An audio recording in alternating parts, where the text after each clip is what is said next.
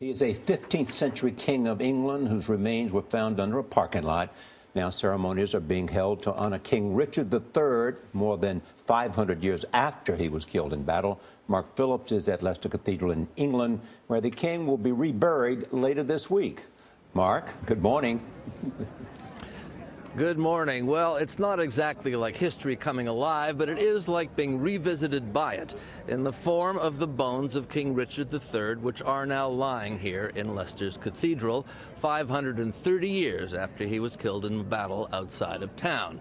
It's a pretty amazing story how those bones got here. Royal protocol may be a well-established industry in Britain, but there's never been anything like this. They've had to make up the rules as they go along for how you treat a king who's been vilified by history and who had gone missing since the year 1485. Richard III's bones are lying, not in state, but in a simple coffin.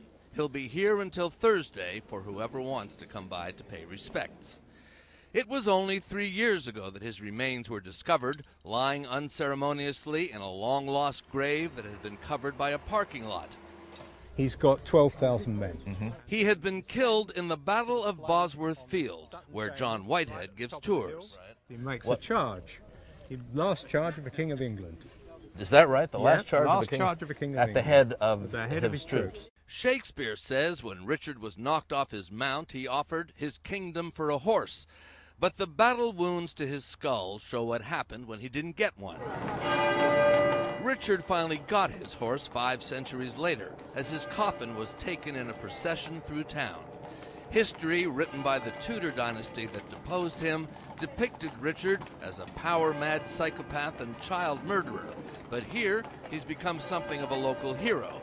And now they hope Richard will become a cash cow. Is Richard now, 530 years after the fact, good for business? In a village like this, it's nice to collect funds for the church for the restoration. So yes, that's good. And it will transform Leicester. Leicester Cathedral and Leicester Museum, there will be a tourist boom, yes. Where history once happened and where a king will now be buried, the good burghers of Leicester are hoping the tourists will follow.